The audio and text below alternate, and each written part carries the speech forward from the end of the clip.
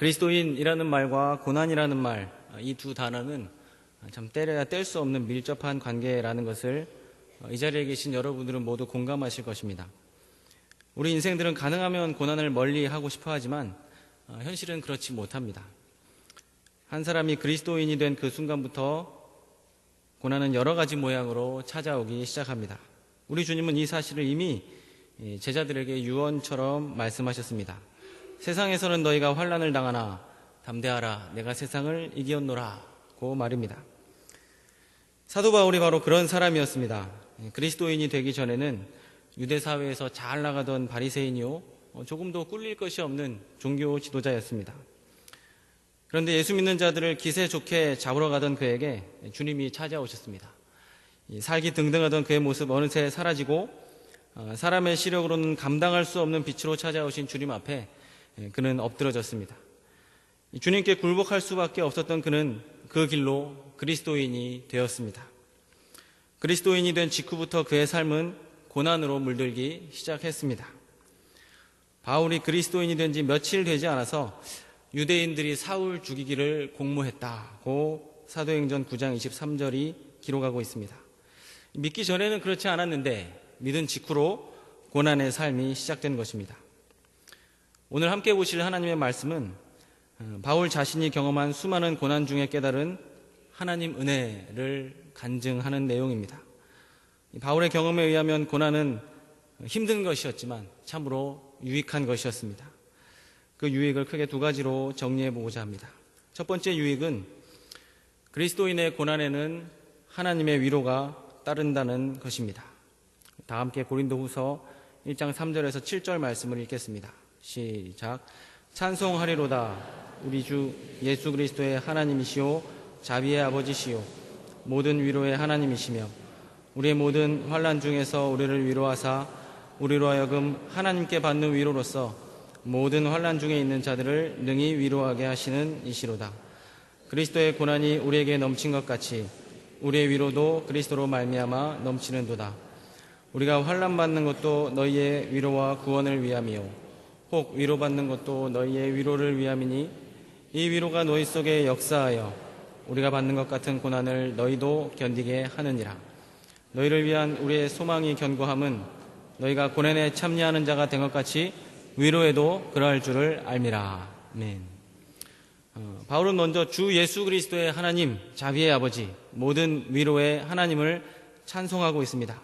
주 예수 그리스도의 하나님이라는 표현은 예수님의 초림으로 시작된 신약시대 초대교회 당시에 널리 쓰이던 표현 방식입니다. 이어서 자비의 아버지, 모든 위로의 하나님이라고 했습니다.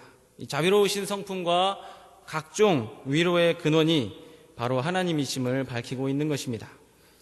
자비하심과 그로 인한 위로하심은 우리가 늘 기댈 수 있는 하늘 아버지의 성품임은 우리가 이미 잘 알고 있는 사실입니다. 고난, 역경, 환난 등의 단어로 가득한 바울의 인생이었지만 그때마다 바울은 자비의 아버지, 모든 위로의 하나님께 부족함이 없는 위로를 받았습니다. 바울이 전도자의 삶을 살며 얼마나 크고 다양한 종류의 고난을 받았습니까? 본 서신 고린도 후서에 기록된 것만 봐도 기가 찰 정도입니다. 오직 모든 일에 하나님의 일꾼으로 자천하여 많이 견디는 것, 환난, 궁핍, 곤란, 매맞음, 갇힘, 요란한 것, 수고로움, 자지 못함, 먹지 못함이었습니다. 수고를 넘치도록 하고 옥에 갇히기도 더 많이 하고 매도 수없이 맞고 여러 번 죽을 뻔했다고 했습니다. 유대인들에게 40에 하나 감한매를 5번이나 맞았고 3번 태장으로 맞았고 돌로 1번 맞고 3번 파선해서 바다에서 표류하기도 했습니다. 복음을 전하기 위한 여러 번의 선교 원정에 강의 위험, 강도의 위험, 동족의 위험, 이방인의 위험, 시내의 위험, 광야의 위험, 바다의 위험, 거짓 형제의 위험을 당했다고 했습니다. 수고하고 애쓰며 잠 못 자기를 수없이 하고 배고픔, 목마름, 굶주림에 시달리고 추위에 떨고 헐벗었었다고 했습니다. 그런데 감사한 것은 그런 모든 환난 중에서 위로를 받았다는 것입니다. 고난이 넘친 것 같이 위로도 그리스도로 말미암아 넘쳤다 하는 사실입니다. 인자와 긍휼이 풍성하신 하나님께서 시마다 때마다 적절한 위로와 격려를 바울에게 베푸셨고, 그로 인해 바울은 모든 종류의 고난을 이겨낼 수가 있었던 것입니다. 자기 자식에게는 한없이 자비를 베풀 수밖에 없는 것이 이 세상 모든 아버지의 성품입니다. 그러나 육신의 아버지가 세상 만사 모든 일에 위로를 베풀지는 못합니다. 성품의 한계가 있고, 인격의 한계가 있고, 능력의 한계가 있기 때문입니다. 하지만 우리의 하늘 아버지께서는 모든 위로의 하나님이십니다.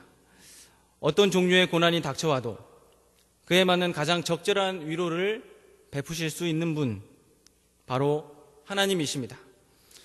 하나님이 위로하시지 못할 크기의 무거운 고난, 기상천외한 종류의 고난은 세상에 없습니다. 하나님은 그 모든 고난보다도 크고 위대한 분이시기 때문입니다. 4절 본문의 위로라는 말은 시제가 현재 분사로 표현된 단어입니다.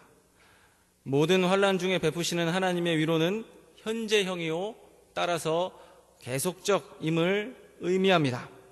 하나님은 지금 위로하고 계시는 분, 또 항상 위로하고 계시는 분이십니다.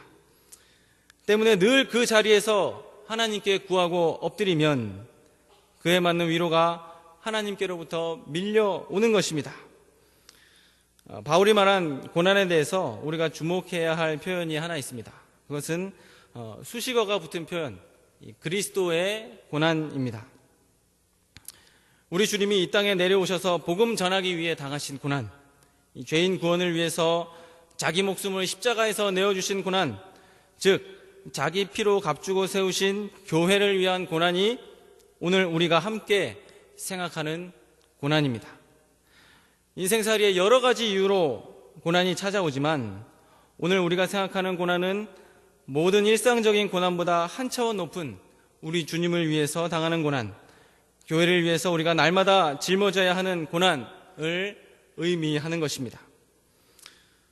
바울은 자신의 전생애를 복음 전파 운동, 교회 운동을 위해서 헌신하는 가운데 넘치는 고난을 받았습니다. 이것이 바로 바울이 주님 위해서 기꺼이 감당했던 고난이었습니다.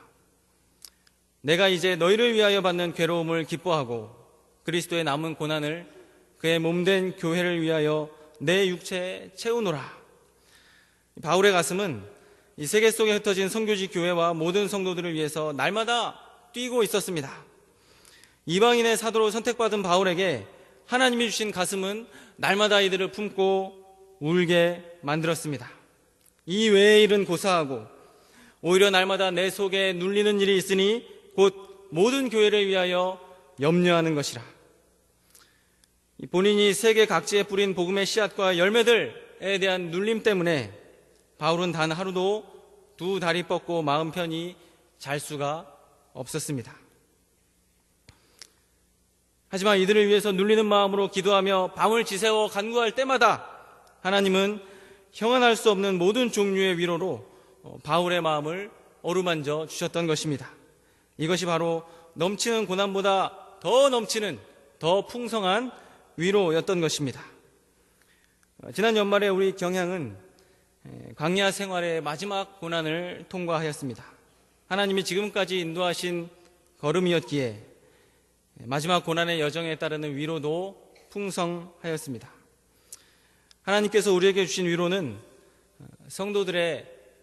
여러분들의 자발적인 열심이었습니다. 온갖 악성 루머가 파다한 가운데서 영적으로 잠자는 줄만 알았던 성도님들이 자발적으로 깨어서 움직이셨던 것입니다. 기도운동, 예배운동, 이 주님의 몸된 교회를 지켜야 한다는 절박한 신앙으로 이른 새벽부터 밤늦도록 나오는 모든 열심, 이 모든 것들은 환난 속에서도 힘을 내게 하는 하나님의 모든 위로였습니다.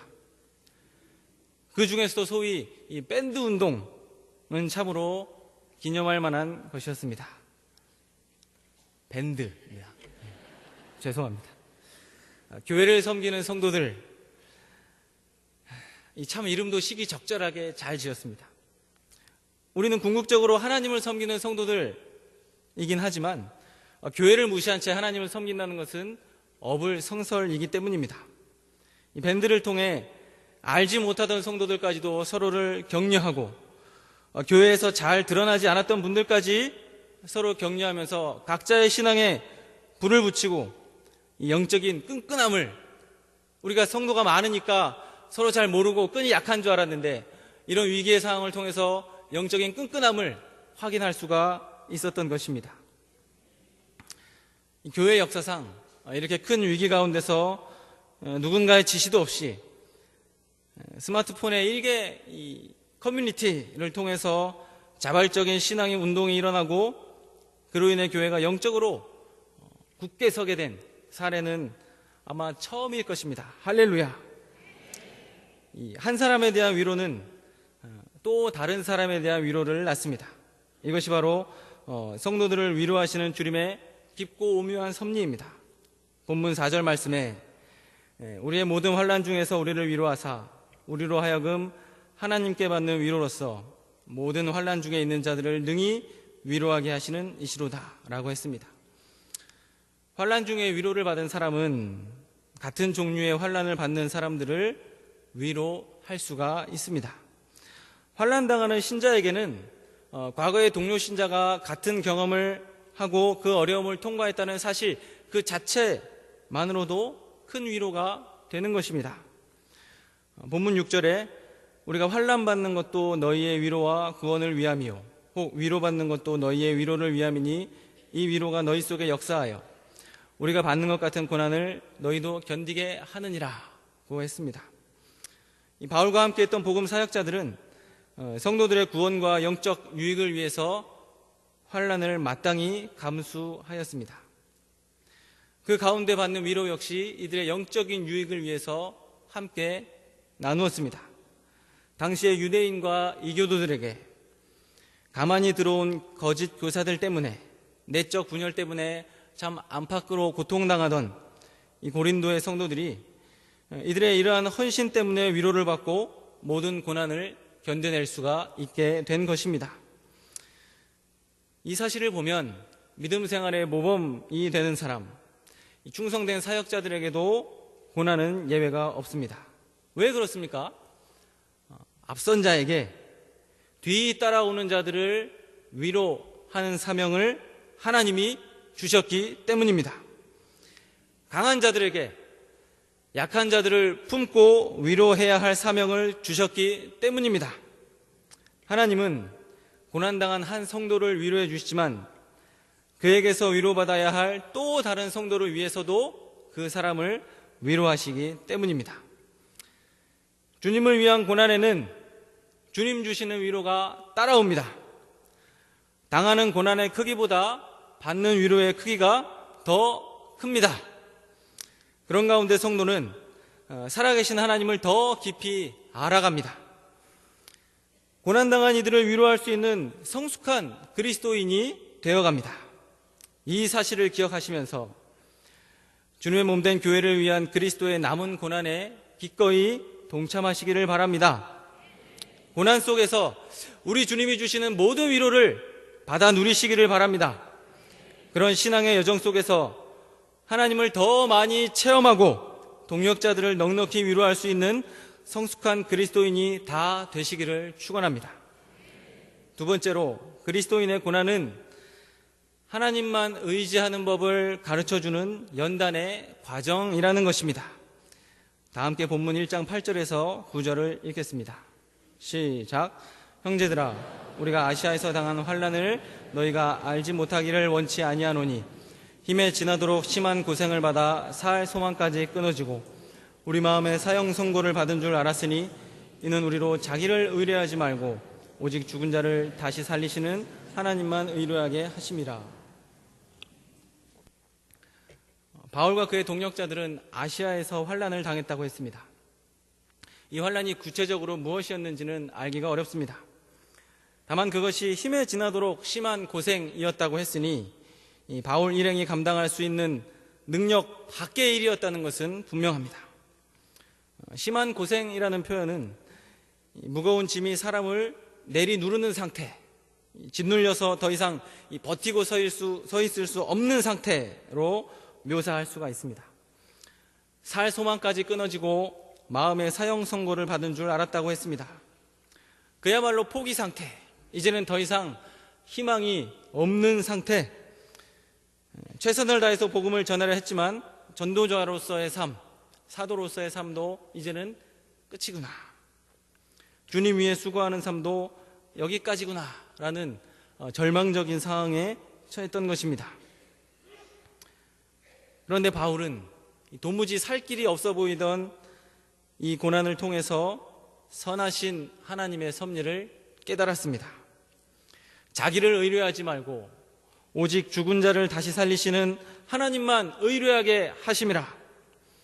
자신에 대한 신뢰를 버리고 죽은 자도 살리실 수 있는 하나님의 무한한 능력을 신뢰하는 법을 머리가 아닌 몸으로 깨닫게 되었던 것입니다.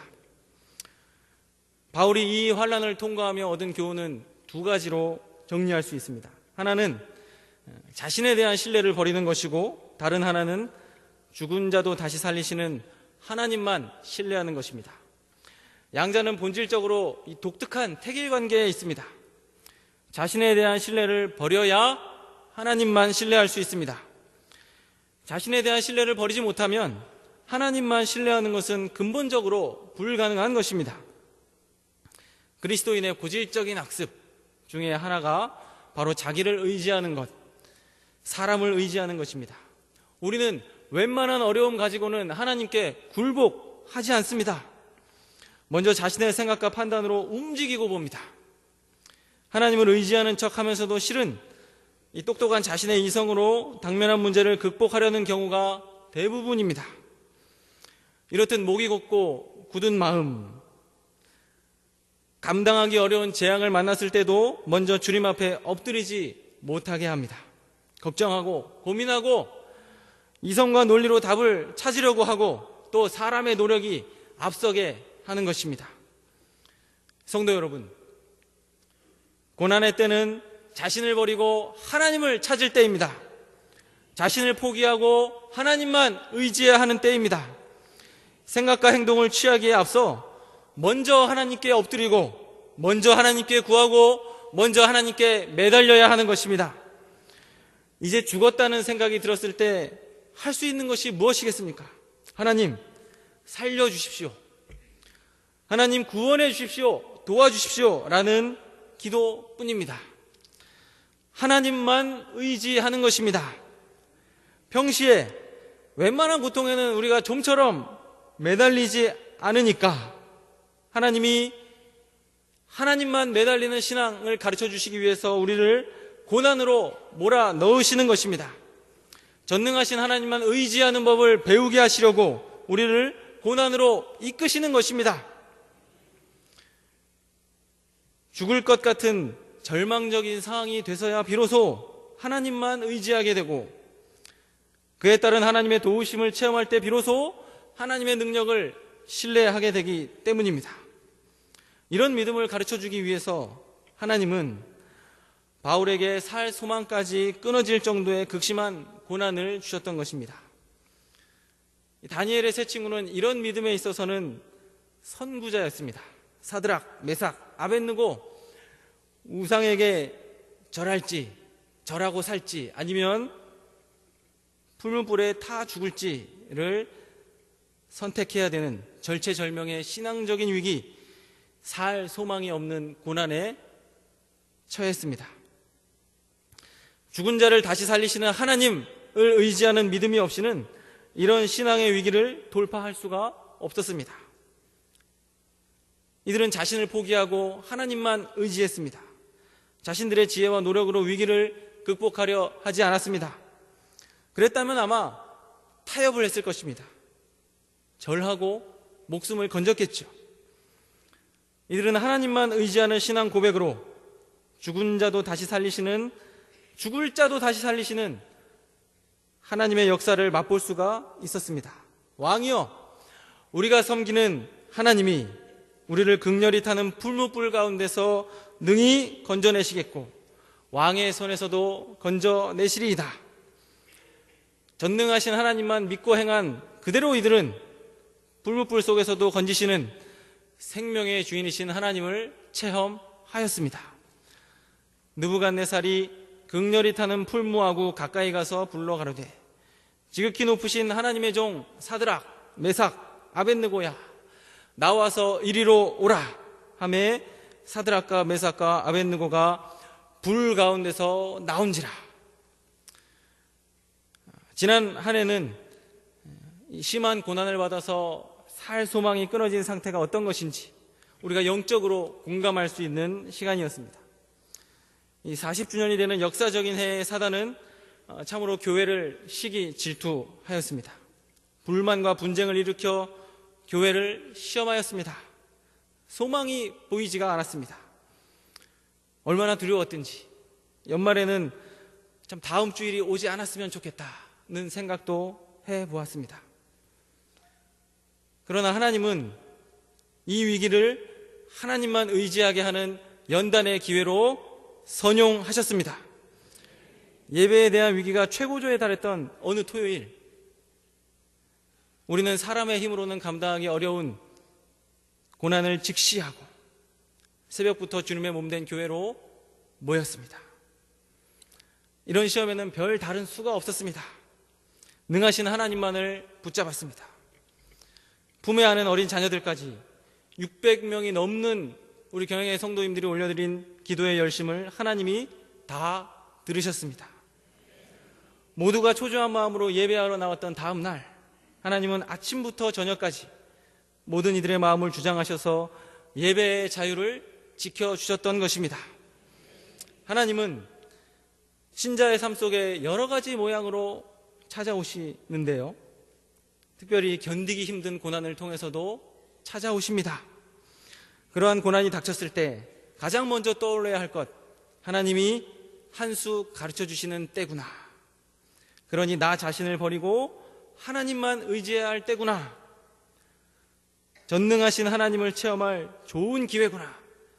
하나님께 엎드리자, 하나님께 매달리자는 마음입니다. 고난이라는 연단의 시간 속에서 자신을 버리고 살아계신 하나님만 의지하는 법을 배우심으로 하나님의 무한한 능력을 체험하는 모든 성도님들 되시기를 바랍니다. 사랑하는 성도 여러분, 우리 다 함께 본문 10절에서 11절 말씀을 읽겠습니다. 시작. 그가 이같이 큰 상황에서 우리를 건지셨고 또 건지시리라. 또한 이후에라도 건지시기를 바라노라. 너희도 우리를 위하여 간구함으로 도우라. 이는 우리가 많은 사람의 기도로 얻은 은사를 인하여 많은 사람도 우리를 위하여 감사하게 하려 함이라. 아멘. 고난 속에서 하나님의 크신 위로와 놀라운 능력 체험한 바울은 확신에 찬 어조로 고린도 교회 성도들에게 말했습니다. 지금까지 그래왔던 것처럼 현재도 앞으로도 하나님은 우리를 건지실 것이다. 그러니 너희도 우리를 위한 복음 전파를 위한 우리의 걸음 기도로 동참하라. 고난 중에, 계속되는 고난 중에 또 다른 하나님의 위로와 역사를 체험할 때 그 기쁨과 행복과 감사는 함께 기도했던 너희들에게도 넘칠 것이다 라고 말입니다. 40년의 광야 생활 마무리하면서 우리에게 한 번도 겪어보지 못했던 그런 고난을 우리에게 주신 이유 무엇이겠습니까? 그것은 앞으로 40년 동안, 아니 주님 오실 때까지 해야 할 일들이 더 크고 많기 때문입니다. 힘겨운 시간을 보내면서 우리가 잠시 뒤로 미뤄두었던 비전, 우리의 본래적 사명이 있습니다. 30만 예배자의 비전을 이루어 주옵소서. 헌당을 완결하고 세계 선교에 매진하게 하옵소서. 이 위대한 사명을 감당케 하시려고 하나님은 불같은 시련으로 우리를 연단하셨던 것입니다. 고난 속에서 우리를 위로해 주시며 사람이 아닌 하나님만 의지하는 신앙 가르쳐 주시려고 우리를 흔드시고 우리를 가르치셨던 것입니다. 죄인 구원을 위해 우리 주님이 이 땅에 내려오셨습니다. 죄인들의 세상에서 고난을 받으며 복음을 전하셨습니다. 종말의 때까지 계속되어야 될 구원운동을 위해서 자기 피로 교회를 세우고 하늘로 올라가셨습니다.